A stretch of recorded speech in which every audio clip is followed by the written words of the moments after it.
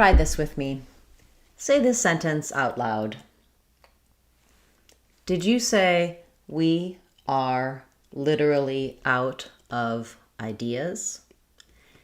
If you said it that way, you said and pronounced each word correctly, but the challenge with that is that you may not have said the sentence as a whole correctly. It doesn't sound fluent. It's choppy. You're breaking between words. Something like this can be challenging to pronounce if you're, for example, struggling with how to contract, struggling with the word literally. So let's break it down and see how this actually sounds in fluent speaking and help you to make a difference between word by word speech and natural fluent conversation. So first of all, the two words we typically will contract and it becomes we're. If I'm saying we're doing it and I'm stressing on that combination, then it's going to have the ear sound like we're. But in fast reduced speech, that gets reduced even further. So we are becomes we're, and then we're becomes just were. Same as the word were. We're literally out of ideas. So when I'm saying we're, in fast speech, if it's not stressed, it just becomes were. The ear diphthong becomes the sound. We're literally out of ideas. Next, let's tackle the word literally. This is one of the words that I get asked about most frequently when it comes to pronunciation, and it's got a few different reasons why that's challenging. The L's and the R's, the flap T. So I'm going to rewrite it as litter with an R, literally. So literally. So literally, we're literally. For this particular word, to be able to say it fluently, I'm going to walk you through, after we talk about this sentence, breaking down and how to get words to come out more naturally in your speech. But looking at, we have first syllable stress, so we're stressing on the li. The T becomes a flap sound, so I've written it here as two Ds, just like we would write in a word like wedding, for example. Literally. So the early all come fairly quickly. So you can build that word by itself, then try putting it back into the phrase. Literally, we're literally out of. When it comes to out of, we link these as well, and we have another flap there. Letters OU say the ow diphthong, so that would be, the IPA is this. I'm going to write it this way, like ow as in now or how. And then because it links to the word of, I'll write the word of starting with the D, out of. Of is one of these words that often people mispronounce because of how it's spelled. It looks like it could be off or of or off. So we don't have the O sound or the F sound here. The IPA is a schwa and a v, and most of the time it's going to be this unstressed short schwa. Out of, there's my flap. So I'm rewriting that this way, out of, literally out of. And my V is also going to link to my first vowel in ideas, out of ideas. So I have my I, out of I, and in ideas, my stress is on the E middle syllable. So ID. As I go between the E though and the schwa, iyas, I'm going to have a little bit of a gliding ya connecting those. So I'll write it this way, iyas. So if we look at we're literally out of ideas, that looks so different than the written words, right? And if I spell it this way, write it this way, you might think, no, people don't really say that. That doesn't look right. But those represent the actual sounds that we make in fluent speech. Quite different from how it looks for the specific letters. These T's are flapped, we're missing some vowels, we're linking, they're connecting in different ways. Out of, I, out of. The last sounds of the words jump to the next sounds. So there's a lot going on in an everyday phrase. How can you go from looking at written words and breaking this down into just saying them sounding natural. Obviously, you can't break down every sentence you're ever going to practice or ever want to say. So what are some of the techniques you can do to move from pronouncing individual words correctly to using them correctly and naturally when you're speaking? Let's break that down for you a little bit. I'm going to be posting a video soon on the channel that goes into a lot of detail for this, but I want to just kind of walk you through some of the steps.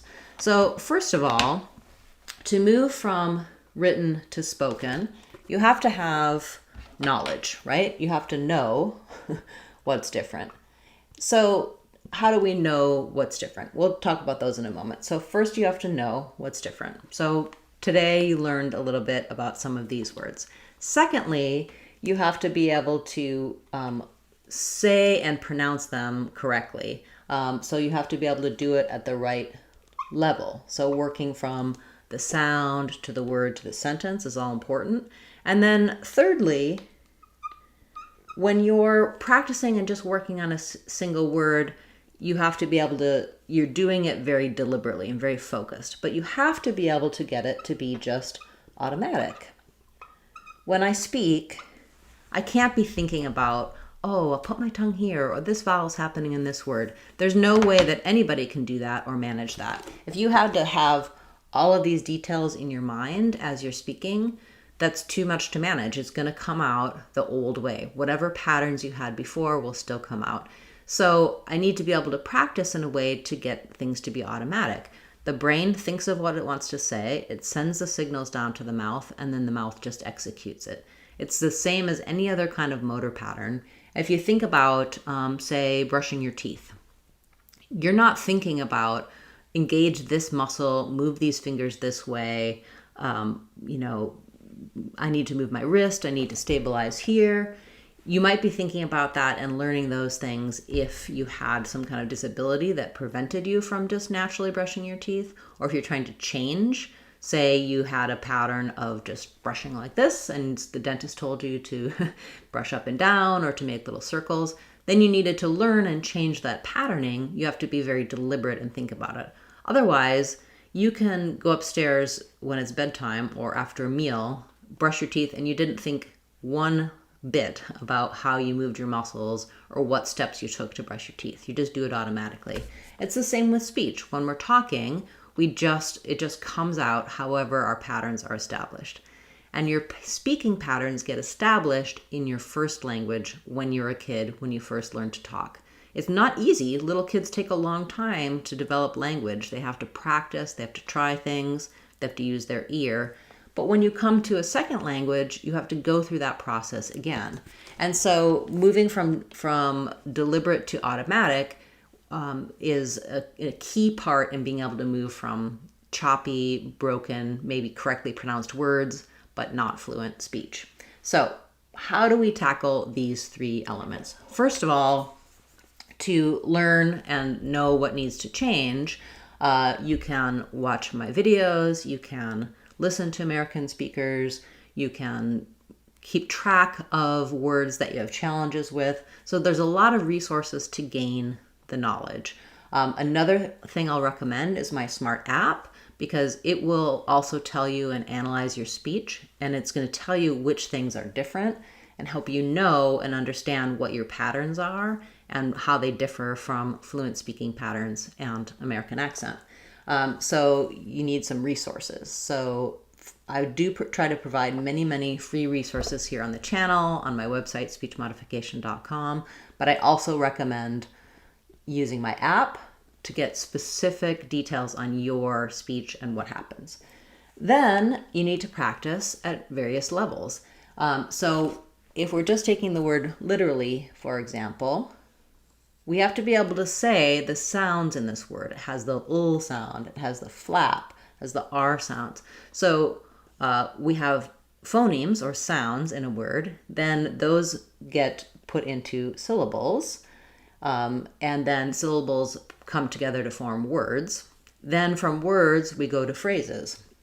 So if I was working on the word literally, I would break it down sound by sound, syllable by syllable, and make sure that I can put all of that together.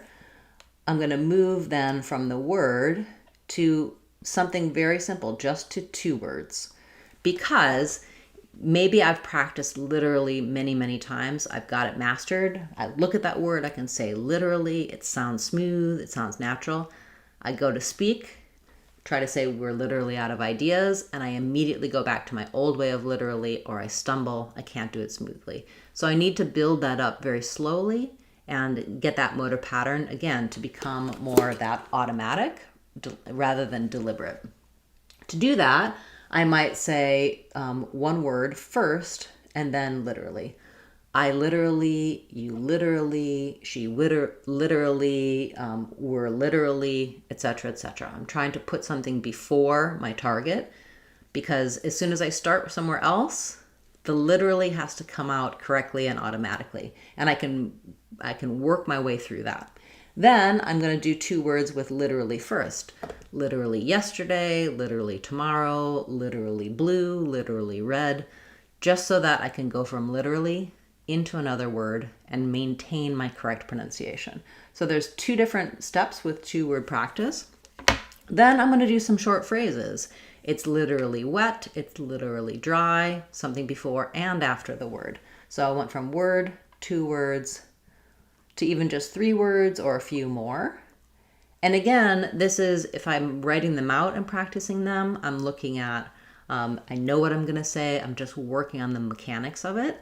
Then I'm going to work on repeated phrase practice, which is basically I am repeating the same phrase, but adding new words each time. So I kind of did that with it's literally wet, it's literally dry. I had it's literally and a blank, and I kept changing the word in the blank. That's a little bit more like real speech because I have to think of what to say at the same time as I'm executing those motor patterns. Then I'm going to build it into phrases. So I'm moving from phrases, then sentences. And then finally, just in conversation, having the opportunity to practice as I'm talking to someone in real life using this statement. So that progression is how I move from deliberate to automatic. I have to be able to do it at those different levels. And where I'm able to move that level, I need to find where it breaks. So say I've been practicing, I can do I literally, you literally, they literally, I can do that 2-word phrase, but I'm still finding it doesn't work here. Where along this continuum do I struggle? Where do I start making mistakes? That's where I need to do a lot of repetition. So I need to keep pushing myself to the more and more difficult levels, making those mistakes and correcting them, because once I am able to correct those mistakes, then that's how I get it to be automatic, because I've done it. I've executed those motor patterns. I can say that word in a sentence the same as I can brush my teeth without having to think about how I'm moving my body to do that.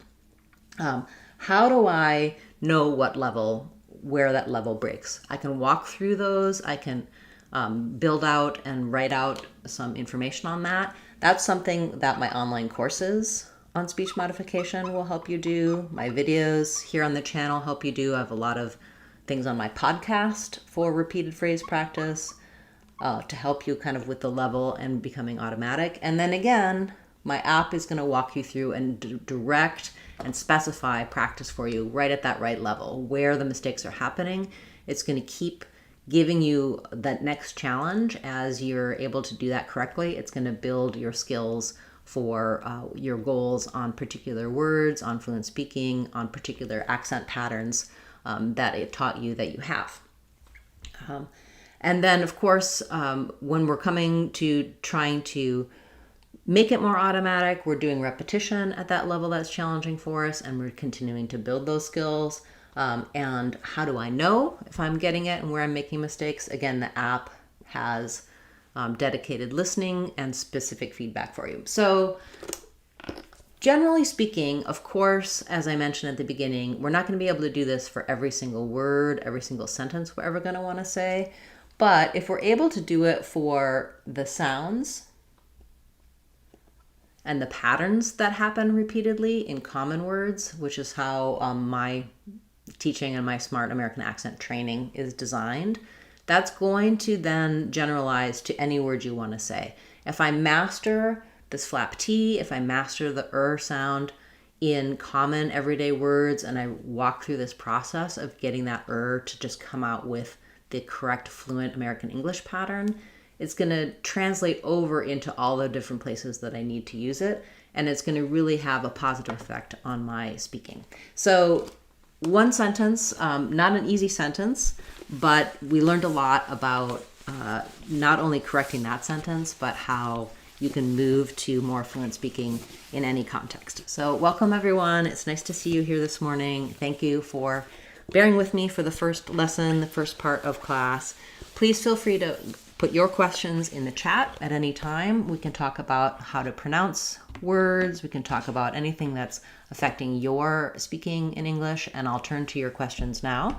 If you're watching this later on as a replay, you can put questions in the comments and I will get back to you with responses for those as well. Okay, wonderful. So we have in possessives, for example, the master's degree, does the S combine with master to become masters instead of pronouncing them separately? Yes. So if I add an apostrophe S to something, so for example, master, masters, it's the same as adding an S for plural. So if I say, for example, I have many jobs, I'm going to do the bz, the B and Z sounds, masters, the R and Z sounds, or my job's been busy, job has, that's again the contraction, my job's been busy. I'm going to combine that bz sound. Or for someone's name, for example, Christine's app, Christine's, I just say it the same as though I was talking to several Christines about it, same as plurals. So that S or Z sound just attaches onto the word. The only time that it won't is if I have, for example, an S already. So, for example, my pass, when I make it plural, I have to add ES, and it sounds like passes. We offer passes to the show.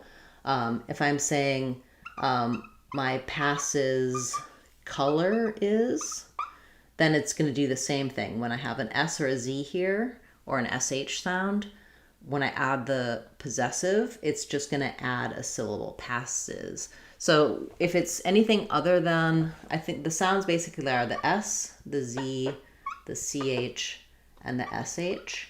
So someone's name like Worsch, I just read about the Fed chair, which is why I'm thinking about Worsch's words, Worsch's plans. Watch, my watch's band. S and Z, same pattern. So I do have a video talking about plurals and how the S and Z get added and what sounds they make. And the same thing holds true for possessives with an apostrophe. Great question. Thank you for that. And I hope that cleared that up for you. Okay. We have a question about long, lawn, and lung. So looking at these three words, for lawn, we have the ah vowel. For long, long, we also have the ah vowel. Here we have the n, here we have the ng. And for lung, we have the ng, but the schwa vowel. So breaking those down, IPA, you're going to have lawn, long, lung. So here we have the same vowel. So think about using a word like saw. I saw it on the lawn. I saw a long lawn.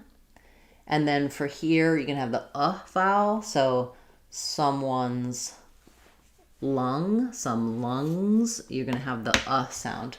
And for the difference between the n and the ng, for the n, my tongue is lifting behind my teeth. For the ng, it's lifting in the middle of the palate. You can think about using a word like lunk or anything else like think, thank, etc.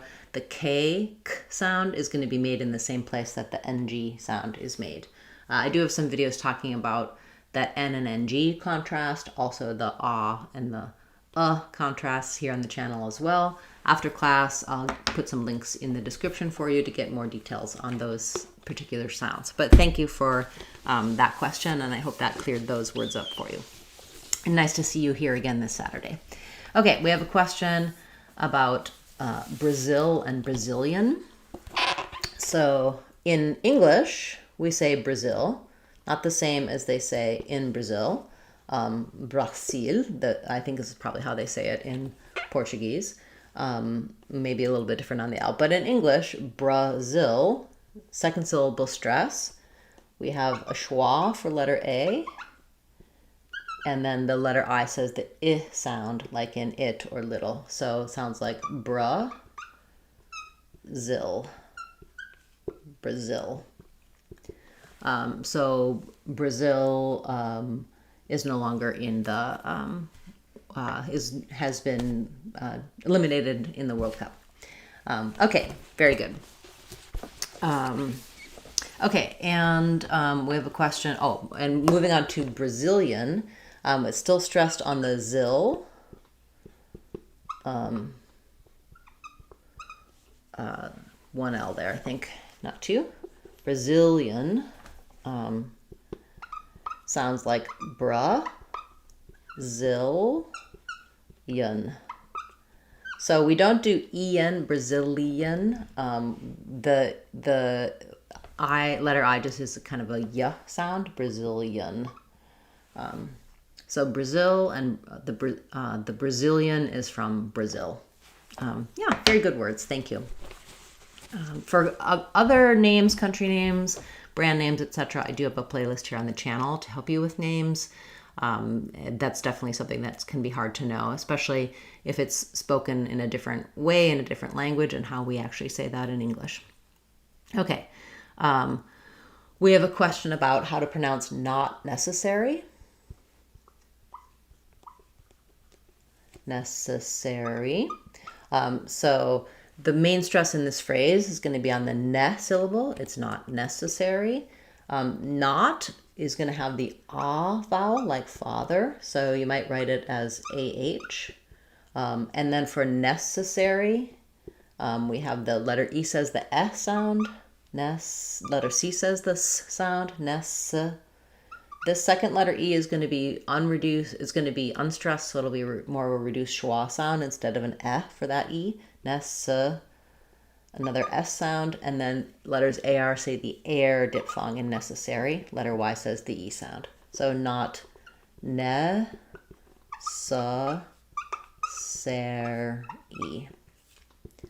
It's not necessary to practice for an hour. Practicing for 10 minutes is just as effective. Okay, yes, thank you. That's a good phrase. I believe I have a video for necessary and necessarily here on the channel that you could check out for a little more detail on that particular word. Okay, we have a question about sick versus sex. So you want to make sure that you're making those clear. You don't want to be saying this word if you're meaning to say this word. This word has the I and the k sound. Sick. So he was sick after eating contaminated lettuce. Sex is going to have the k and s sounds at the end. And so we have a different vowel, the eh vowel, and then a s sound, ks, for the end of it. So you can think about, for example, it's sick, best sex, to match the eh vowel for those two. And then also let's include six while we're at it. So for six, it's just like sick, but with an S sound at the end. So for sick, you can think about it like sick, and for six, you can think about it like six. Yeah, so those two are almost exactly the same, but this has the F vowel and this has the I vowel.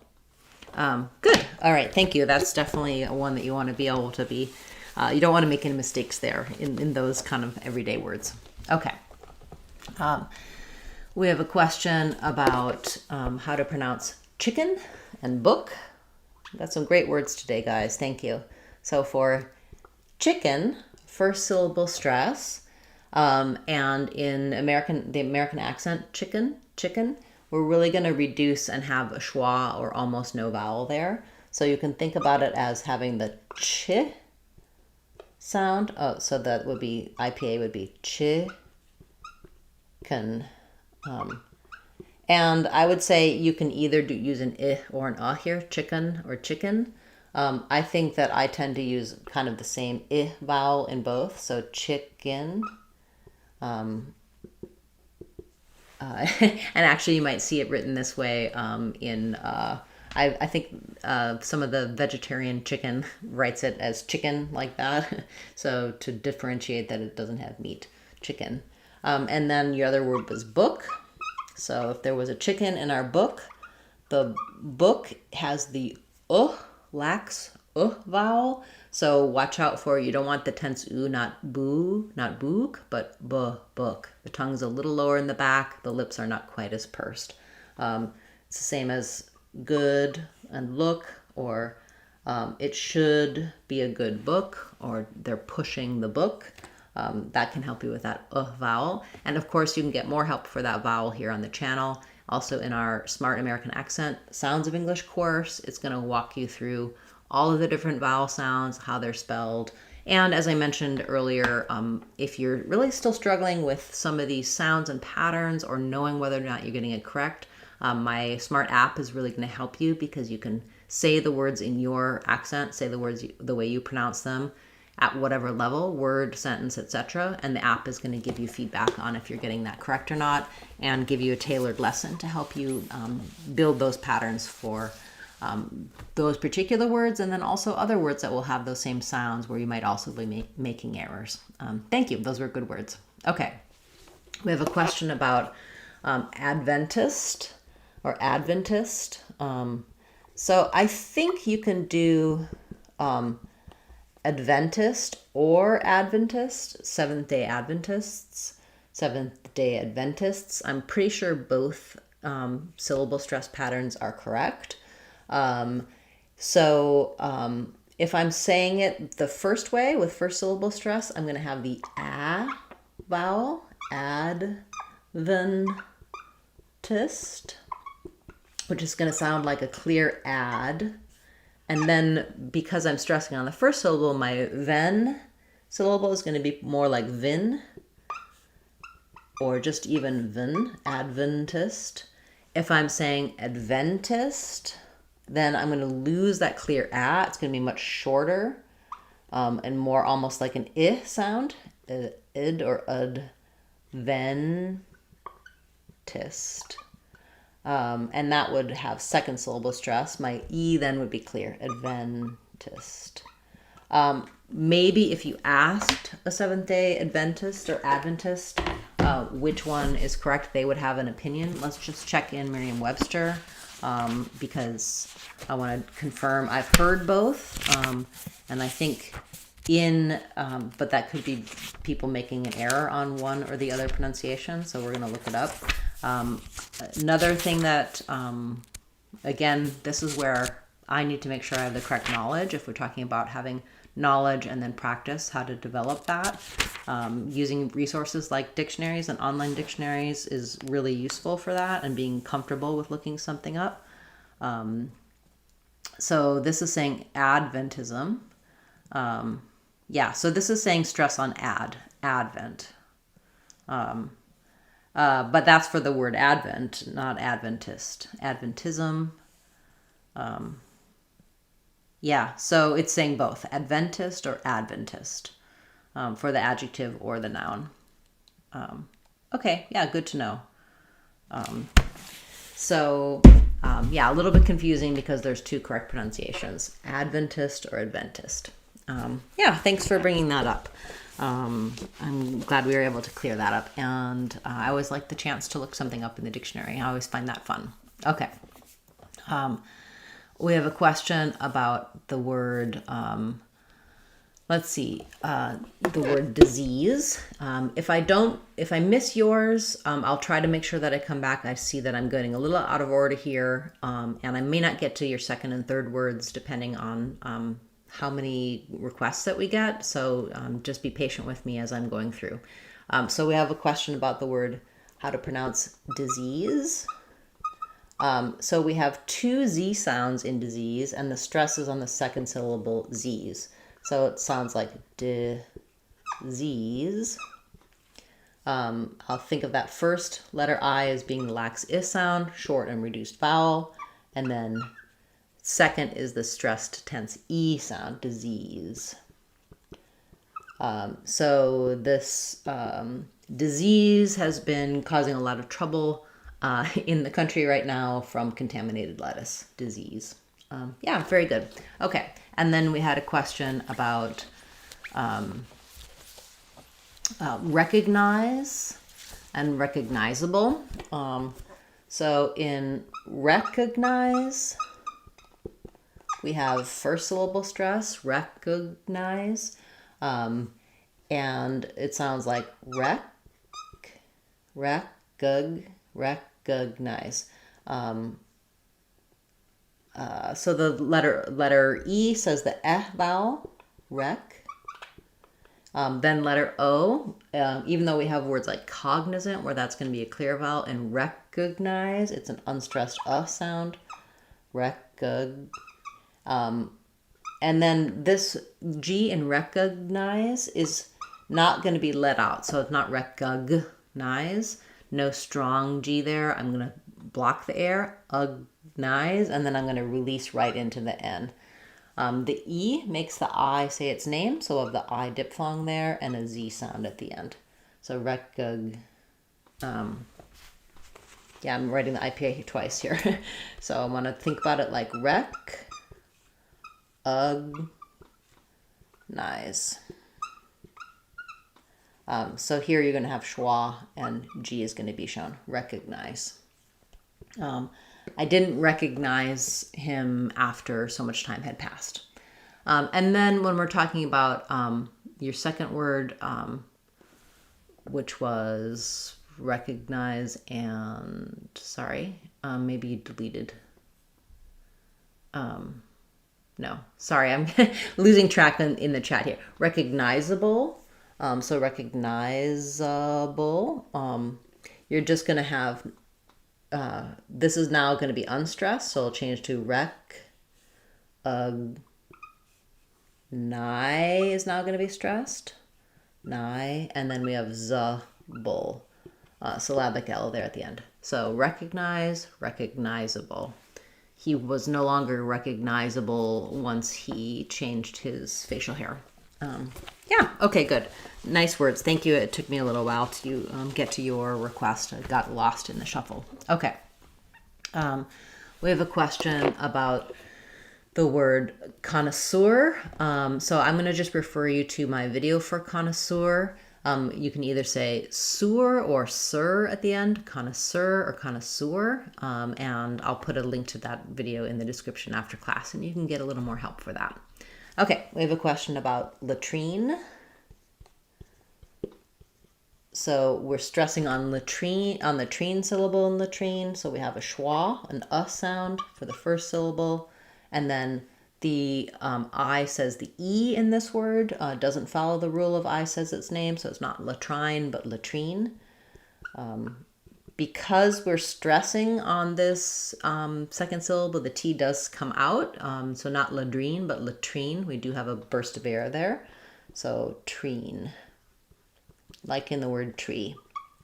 So for that word, I would suggest starting on the stressed syllable, trine, latrine. It's going to help you get the correct sound. Okay, wonderful. We'll take a few more requests and then we'll wrap up for today. It's nice to see so many of you here week after week. Thank you for being part of class and bringing your questions. It really does help me know what other videos to create for the channel. Okay, we have a question about the word variety. So second syllable stress, variety. We stress on the ri syllable. Letter I does say the I diphthong. Letter A then says the sound, so v, ri. The E says an I sound, I. The T is flapped. So it sounds like va, ri, idi. So we try to cover a variety of topics in our class. Yeah, good word. Thank you for that. Okay, we have a question about how to pronounce adjective. So this word follows the rule of three. When we have adjective, actually it's not the rule of three, there's just two consonants there in a row, where we don't really say a strong D, not adjective, that'd be too hard to say, it's an unreleased D. So we either do adjective, where there's a little bit of a D sound that doesn't get released out, or we can pretty much leave that D out and just say adjective. It's not going to be that different. So I don't want a really long adjective. I want to keep my a kind of short to represent that unreleased D. So the a is stressed, the D is unreleased. We have the adjective.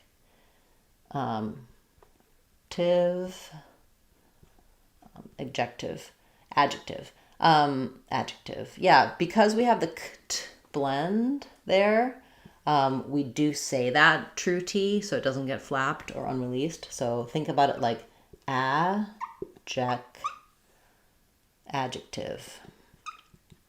There's no good adjective to describe what happened, to describe how that looks. Yeah. Okay, that's definitely a tricky word in terms of it doesn't really fully match its spelling, how we pronounce it. Okay, we have a question about satellite. Nice to see you, Hector. Thank you for being here today. In satellite, we have first syllable stress. Letter A says the a, black cat vowel. Just sounds like the same as the word sad at the beginning. So sad. The light sounds the same as the light in the sky. At the end, the diphthong I, so satellite. So we saw the satellites in the night sky. Very good. Okay. We have a question about. Nice to see you, Eric. Thank you.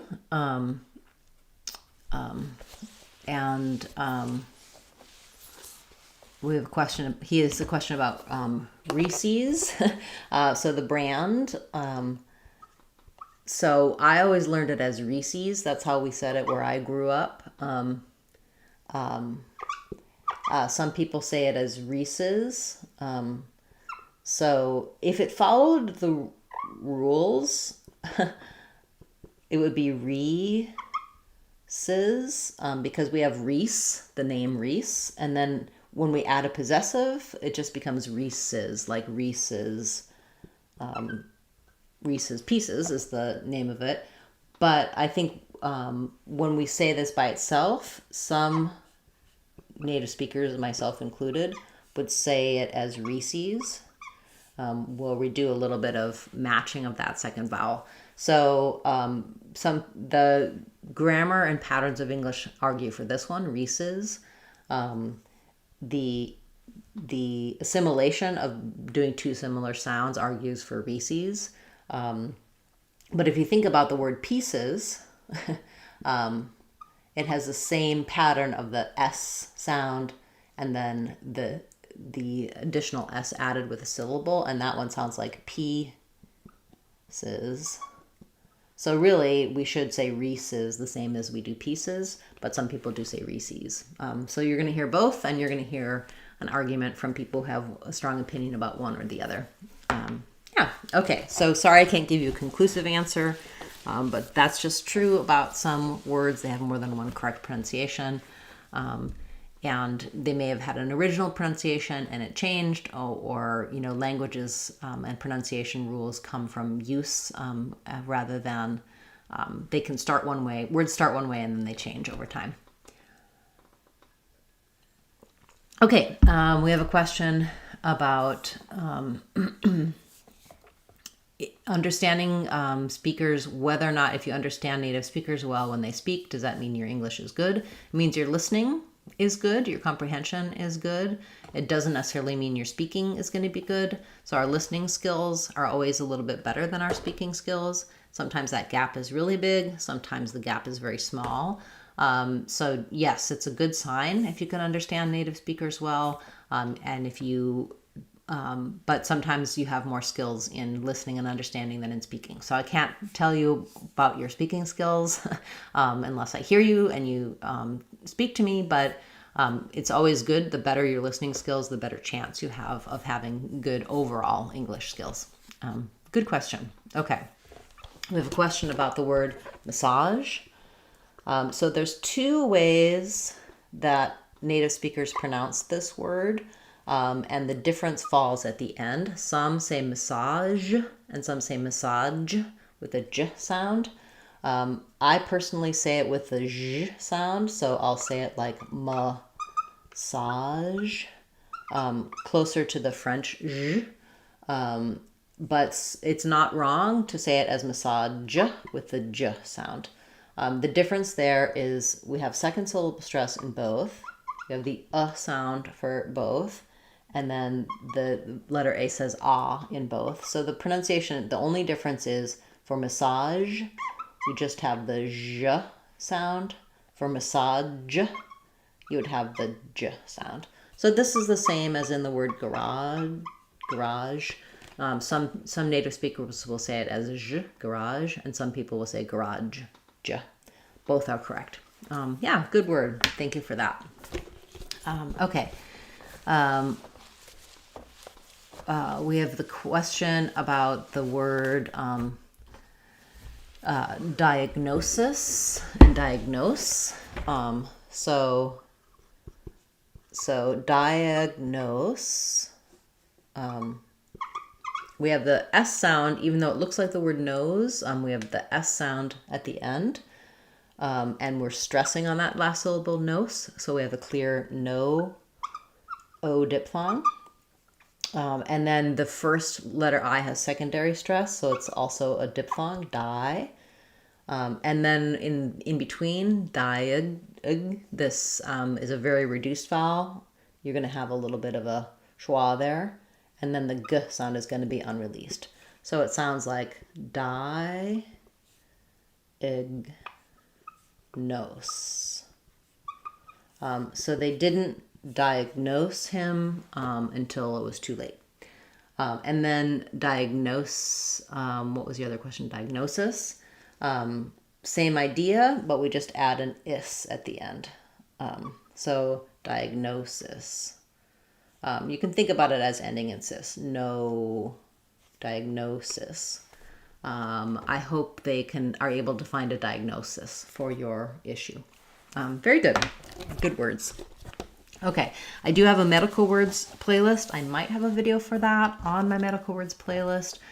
If not, that'd be a good one to add. So thank you for bringing that up in today's class. Okay, we have a question about the weeks of Monday to Sunday. So you're talking about pronouncing the days of the week, like Sunday, Monday, Tuesday, Wednesday, Thursday, Friday, Saturday. I do have a video for that and videos for individual days, especially Wednesday and Saturday. Those are a little bit more tricky. So after class, I'll put a link in the description to go to those videos, or you can leave me a comment specifying which days you want, or if you want all of the days, and then I'll reply to your comment with the correct video for that. Thank you for bringing that up. Okay, we have a question about the word advantages. So you're saying also you have a question about easy. So let's look at easy.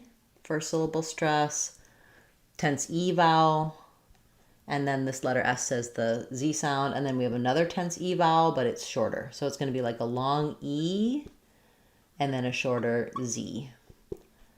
It's not easy. I hope this makes it easier for you. And then you have the word world. That's definitely a tough one. A lot of people struggle with that. I do have a video, several videos breaking down the word world, Most important to know is that those letters OR say the ER sound, so it's just like the word were. And then when I'm going from my R to my L, whirl, whirl, try to have a little bit of an sound before your L, whirl, and then add your D, whirled, whirled. Similar to the word girl, if you think about it as almost being two syllables, whirled, you're going to have more time to get all of those sounds in that you need going from the R to the L in the end of it. And then you also asked about advantages. So advantages or advantages is stressed on the van syllable. So my D at the beginning, like unlike in advertise, in advantage, we're going to have a schwa or an I sound there. So you can think about it as like id. The D doesn't really get released. So I'm going to kind of not let that out. Advan. I'm going to release and stress on the van syllable. Letter A says the A sound, just like in the word van. Advantages. And then I'm either going to, when we have NT in the middle, I'm either going to say that T as a true T, advantages, or some native speakers just leave that T out most of the time, advantages. So NT either becomes N by itself, advantages, or advantages. So t, these unreduced vowels, they're going to be written probably as schwas in the IPA, but we're going to say them either as or I sound, advantages. I crowded myself out there a little bit too much. So there are many advantages to using my app because it's going to break down pronunciation for you, it's going to give you feedback, and it's going to customize what lessons are best for you to get to reach your goals for fluent speaking in American English. Check it out on our website, speechmodification.com, or you can use the link in the chat that I put there or in the description if you're watching the video later on. Okay, wonderful. Nice to see so many of you here. We'll take a few more questions and then we'll need to wrap up for today. I will be back again next Saturday with another live class, and on Tuesday we're going to have a new video debuting, talking again about fluent speech and connected speech, so I hope you'll check that out. Okay, we have a question about abnormality. So that's a good word. So in abnormality, even though we have normal and abnormal, in this longer word with more syllables, the syllable stress changes. So in normal, I have the true or sound there, and my MAL, no vowel, mol. It's just a reduced little syllabic L, normal. But in normality, now all of a sudden my MAL syllable is stressed and I have a clear vowel there. So in ab, we'll have secondary stress on the ab, nor. We keep our or, clear or sound, abnormal. We have the a vowel, and then the li, D, flap T. So I would write it as abnormality. So this mal sounds the same as words like gal or pal with the a and the l sound, abnormality. So they noticed an abnormality in the scan. The scan wasn't normal. Pairs, like groups, families of words like this where the syllable stress changes and the vowels change, it's good to practice both of them because you may be seeing the word normal within abnormality and it might make it difficult for you to follow this pattern and use these correct vowel sounds. Very good word. Thank you. Okay. We have a question about biology. So in biology, this is a good example of how we do vowel-to-vowel linking within words. Because we're stressing on the ah syllable and we're moving from a front I diphthong, by, ah, la, g. I would write that as by, ah, la, g. But as I move from the I to the ah, by ya, you can hear a little ya sound is naturally coming in there and connecting those two. So you won't see you won't see a y written in the IPA in the dictionary there, but this, when I move from front vowel to a non-front vowel, bio, bia, biology, I'm going to have that y sound coming in just naturally as I slide and connect those vowels. So she studied biology for many years. Good. Okay. We have a question about Russia's. So the possessive for Russia. So for Russia, in English, we say this with the SH sound. It's first syllable stress, Russia. And then if I add the apostrophe, then it just adds a Z sound. So it sounds like Russia's. Russia's. And here my is going to be long and stressed. Here it's going to be short and reduced. Shas, Russia's. It's almost like no vowel there at all. It's actually very similar to rushes, like she rushes from place to place. Rushes is going to have a clear I sound. Russia's is going to be more of an sound, more of a schwa. So Russia's aggression in the war is unacceptable. Very good. Okay. We have a question, follow-up question about where to find content about the dark L. Yes, I'd be happy to make sure that you have access to that. I have several videos here on the dark L and the syllabic L on the channel, and also you can get help for that in our Smart American, our Sounds of English course on speechmodification.com. Yeah, definitely a tricky sound, so thank you for bringing that up.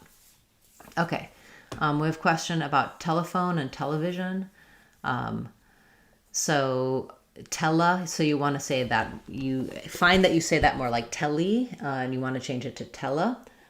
So in telephone or television, what you need here is just almost no vowel, tele. So think about it as saying like, try saying just television. So that's not Jean. That's not going to be television. You do need a syllable there, but to move your brain into being able to say it really small, if you leave it out entirely, television, and then television, that helps you kind of get rid of that telly and get into more of a reduced vowel there. So you're stretching television. So you're trying to be longer and have clear vowels in those stressed syllables.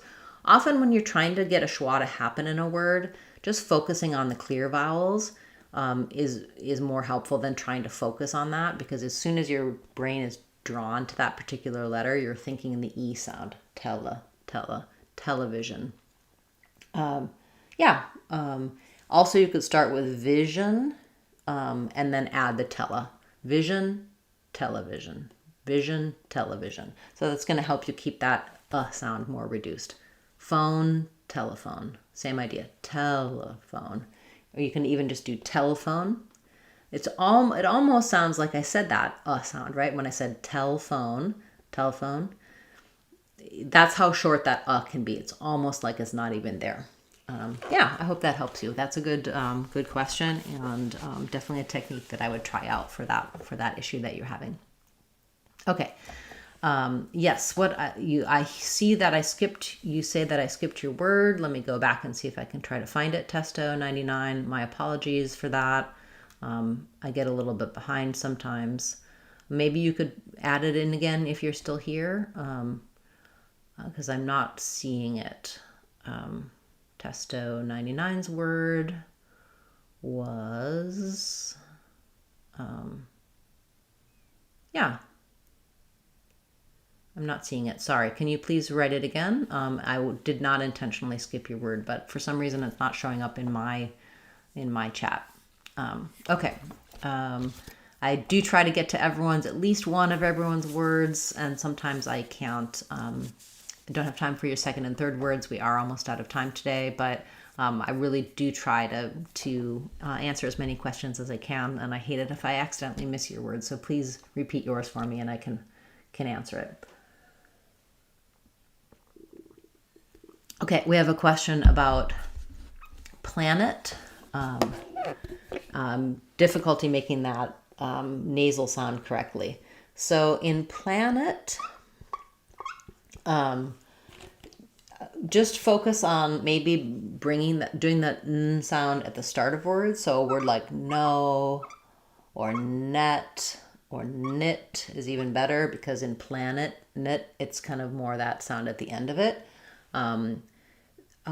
It does end up nasalizing our ah sound a little bit, but you don't need to do that intentionally.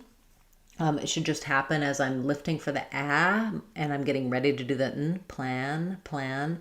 That ah is going to sound different than if I said, for example, flat. The ah after a T is going to be a little different. So for planet, you want the ah vowel, the n, and then a schwa or an I sound, planet.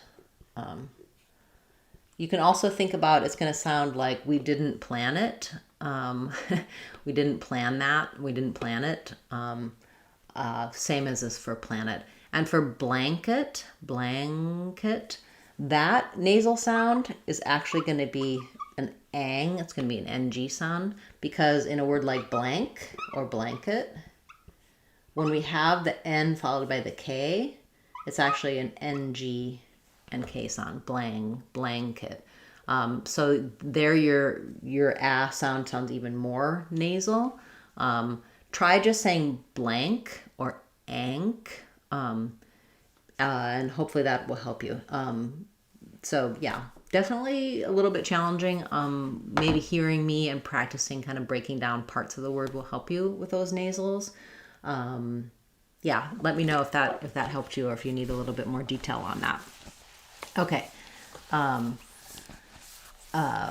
Yes, so I still don't see Testo's words, so I'm going to have to just say you can leave it in a comment, and I will follow up with you to make sure you get some help for it. Thank you, everyone, and I apologize if I didn't get to everyone's words, but we need to wrap up for today. I will be back again next Saturday, so leave me comments and questions. I can cover your words next week, or you can attend live and ask me again. If you do leave comments, I will direct you to resources. I may already have a video or resources for your word here on the channel or on my website, speechmodification.com, so I'm happy to direct you to those. Thanks so much for a wonderful class today, and I hope you have the opportunity to check out some of the free resources on my website, and also the app to get a little bit more feedback and help for your specific words and patterns. I'm Christine Dunbar from speechmodification.com. Remember, if you want to sound like a native speaker, you can do it. speechmodification.com. Bye, everyone. I'll see you in Tuesday's video and next Saturday's class.